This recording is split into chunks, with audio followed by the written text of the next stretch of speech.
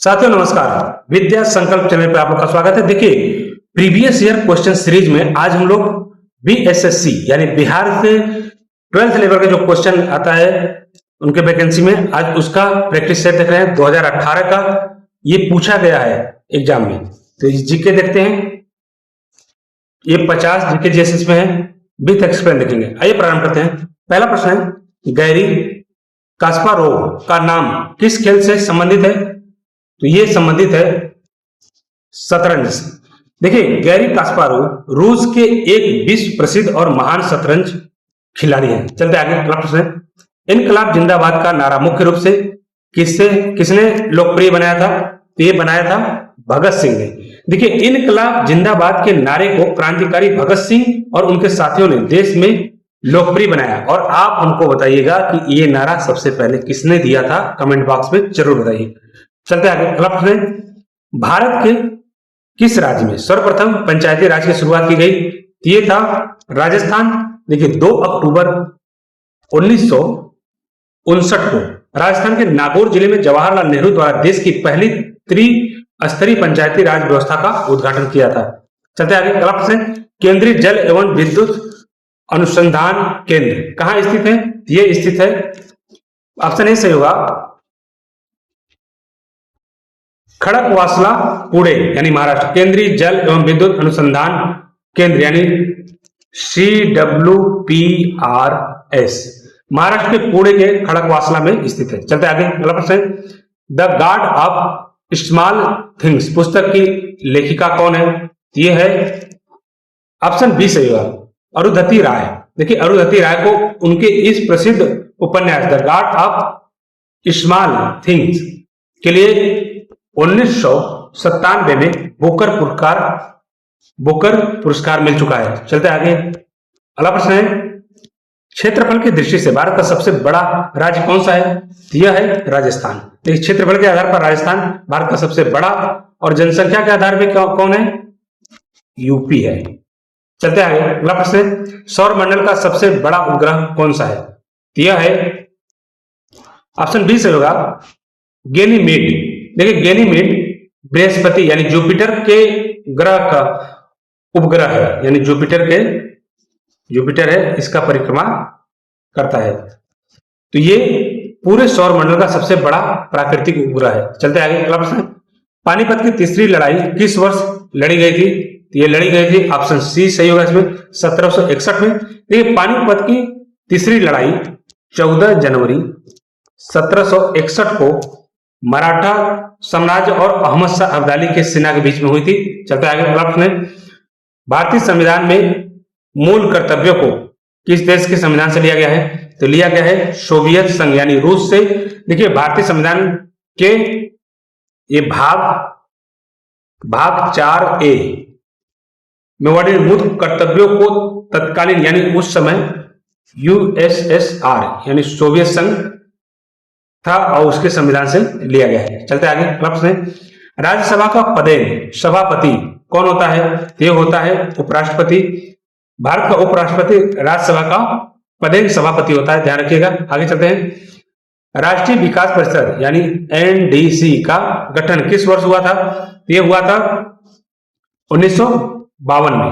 देखिए, राष्ट्रीय विकास परिषद का गठन योजनाओं के निर्माण और अनुमोदन के लिए 6 अगस्त 1952 में इसका गठन किया गया। चलते आगे। अगला प्रश्न है, वेदों की ओर लौटो, बैक टू द वेदास का नारा किसने दिया था? ये दिया था स्वामी दयानंद सरस्वती ने। आर्य समाज के संस्थापक स्वामी दयानंद सरस्वती ने वेदों की महत्ता स्थापित करने के लिए ये नारा दिया था। चलते आगे। अगला प्रश्न है, सार्क का मुख्यालय कहां स्थित है? तो ये स्थित है, ऑप्शन सी से होगा, काठमांडू में। देखिए, दक्षिण एशियाई क्षेत्रीय सहयोग संगठन यानी सार्क का सचिवालय नेपाल की राजधानी काठमांडू में स्थित है। आगे चलते हैं। अगला प्रश्न है, भारत में रुपया यानी सिक्का सर्वप्रथम किस शासक ने जारी किया था? ये जारी किया था शेरशाह सूरी ने। शेरशाह सूरी ने अपने शासन काल में, यानी वो शासन किया था कब? 1540 से लेके 1545 तक चांदी का सिक्का चला था, जिसे रुपया नाम दिया गया था। चलते आगे। अगला प्रश्न, प्रसिद्ध राष्ट्रीय गीत वंदे मातरम के रचयिता कौन है?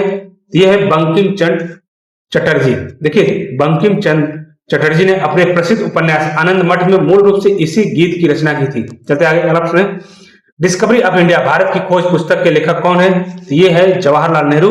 जवाहरलाल नेहरू ने इन्होंने देखिए अहमदानगर किले की जेल में रहते हुए इस ऐतिहासिक पुस्तक की रचना की थी। आगे चलते हैं, अगला प्रश्न है, मोहिनी अट्टम नृत्य शैली का विकास मुख्य रूप से किस राज्य में हुआ है?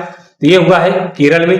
देखिए मोहिनी अट्टम केरल का एक प्रसिद्ध शास्त्रीय नृत्य है जो महिलाओं द्वारा एकल रूप से किया जाता है। चलते आगे, अगला प्रश्न है, मैकमोहन रेखा किन दो देशों के बीच सीमा निर्धारित करती है? ये करती है ऑप्शन बी सही होगा, भारत और चीन के बीच में। देखिए मैकमोहन रेखा भारत के पूर्वोत्तर क्षेत्र और चीन के बीच की अंतरराष्ट्रीय सीमा है। चलते आगे, अगला प्रश्न है, वायुमंडल में सबसे अधिक मात्रा में पाई जाने वाली गैस कौन सी है? ये है नाइट्रोजन है। देखिए पृथ्वी के वायुमंडल में लगभग 78% भाग किसका है? नाइट्रोजन का है। चलते आगे, अगला प्रश्न है, यंग इंडिया पत्रिका का संपादन किसने किया था? ये किया था महात्मा गांधी ने। महात्मा गांधी ने अंग्रेजी में यंग इंडिया और गुजराती में नवजीवन साप्ताहिक पत्रिका का संपादन किया था। आगे चलते हैं, अगला प्रश्न है, जलियांवाला बाग हत्याकांड किस वर्ष हुआ था? तो ये ऑप्शन देखिए 20 सही होगा, 1919 में। देखिए 13 अप्रैल 1919 में अमृतसर के जलियांवाला बाग में जनरल डायर के आदेश पर निहत्थे लोगों पर गोलियां चलाई गई थी। चलते आगे, अगला प्रश्न है, आगा खां कप का संबंध किस खेल से है? ये है हॉकी से। देखिए आगा खां कप भारत की एक अत्यंत प्रतिष्ठित और पुरानी घरेलू हॉकी प्रतियोगिता है। चलते आगे, अगला प्रश्न है, नीति आयोग का अध्यक्ष कौन होता है? ये होता है प्रधानमंत्री होता है। योजना आयोग के स्थान पर ये बने नीति आयोग का पद अध्यक्ष भारत का कौन होता है? प्रधानमंत्री, पीएम होते हैं। चलते आगे, अगला प्रश्न है, भारत में सिविल सेवा का जनक किसे माना जाता है? ये लॉर्ड कॉर्नवालिस को। देखिए लॉर्ड कॉर्नवालिस ने भारत में प्रशासनिक और न्याय सुधारों के तहत सिविल सेवाओं की नींव रखी। चलते आगे, अगला प्रश्न, नोबेल पुरस्कार पाने वाला प्रथम भारतीय कौन थे? ये थे नोबेल पुरस्कार पाने वाले रविंद्रनाथ टैगोर। रविंद्रनाथ टैगोर को वर्ष 1913 में उनकी काव्य रचना गीतांजलि के लिए साहित्य का नोबेल पुरस्कार दिया गया था। चलते आगे, अगला प्रश्न, प्रसिद्ध गीत ए मेरे वतन के लोगों के मूल लेखक या कवि कौन है? ये है कवि प्रदीप।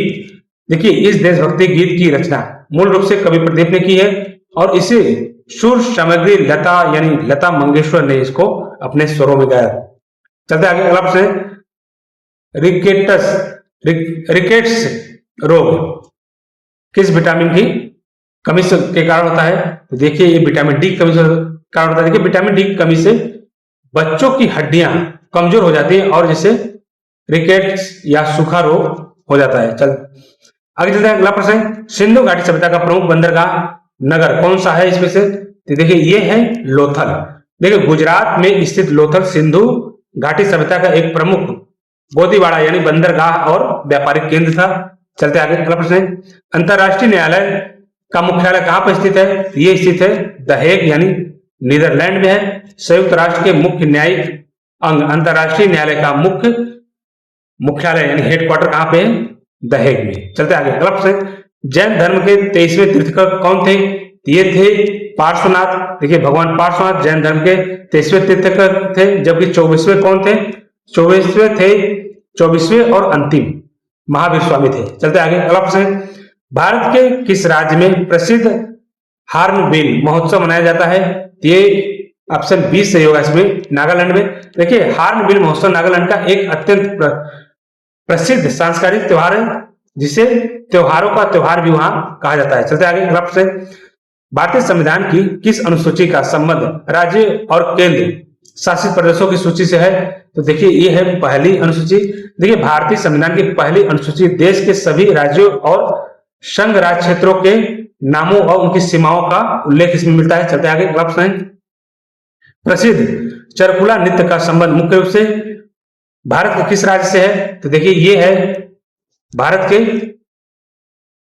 उत्तर प्रदेश राज्य से। देखिए चरकुला नृत्य उत्तर प्रदेश के ब्रिज क्षेत्र का एक महत्वपूर्ण लोक नृत्य है। चलते आगे, अगला प्रश्न, चंपारण सत्याग्रह के दौरान महात्मा गांधी के साथ मुख्य रूप से कौन जुड़े थे? तो देखिए इसमें से मुख्य रूप से जुड़े थे डॉक्टर राजेंद्र प्रसाद।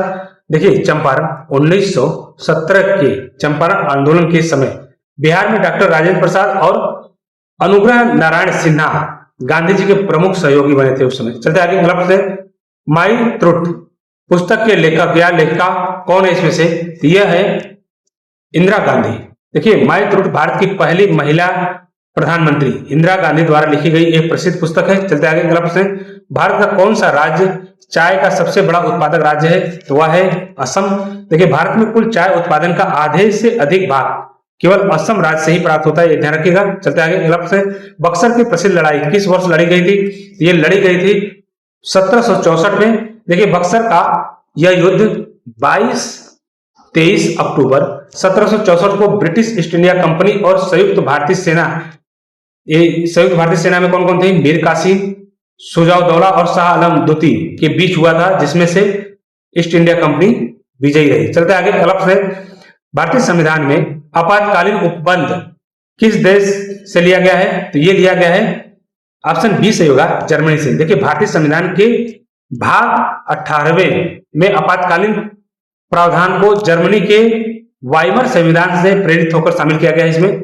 चलते आगे अगला प्रश्न, बांदीपुर राष्ट्रीय उद्यान किस राज्य में स्थित है? तो ये स्थित है कर्नाटक में। देखिए बांदीपुर राष्ट्रीय उद्यान कर्नाटक राज्य में स्थित एक प्रसिद्ध टाइगर रिजर्व या बाघ अभ्यारण्य है। चलते आगे अगला प्रश्न, गुलामगिरी नामक प्रसिद्ध पुस्तक के लेखक कौन है? तो ये है ज्योतिराव फुले। देखिए समाज सुधारक महात्मा ज्योतिराव फुले ने जाति व्यवस्था और सामाजिक असमानताओं के खिलाफ 1873 में गुलामगिरी पुस्तक लिखी थी। चलते आगे अगला प्रश्न, ओपेक संगठन का मुख्यालय कहां पर स्थित है? तो स्थित है वियना ऑस्ट्रिया में। देखिए पेट्रोलियम निर्यातक देशों के संगठन क्या है? ओपेक है। ओपेक का केंद्रीय कार्यालय ऑस्ट्रिया की राजधानी वियना में स्थित है। चलते आगे अगला प्रश्न, भारत में ग्रैंड ट्रंक रोड यानी जीटी रोड का निर्माण किस शासक ने कराया था? तो कराया था शेरशाह सूरी ने कराया था। शेरशाह सूरी ने बंगाल को आधुनिक पाकिस्तान के पेशावर से जोड़ने के लिए ये ऐतिहासिक मार्ग का पुनर्निर्माण करवाया था। चलते आगे अगला प्रश्न, प्रसिद्ध मोहिनी अट्टम के अलावा कथक भारत के किस क्षेत्र का मुख्य शास्त्रीय नृत्य है? तो यह है उत्तर प्रदेश यानी उत्तर भारत के उत्तर प्रदेश। देखिए कथक उत्तर प्रदेश विशेष रूप से उत्तर भारत का शास्त्रीय नृत्य जो कथा कहने की कला पर आधारित है। चलते आगे अगला प्रश्न, भारत के राष्ट्रध्वज तिरंगे के मध्य में स्थित चक्र का रंग कैसा है? ये चक्र का रंग है गहरा नीला यानी नेवी ब्लू।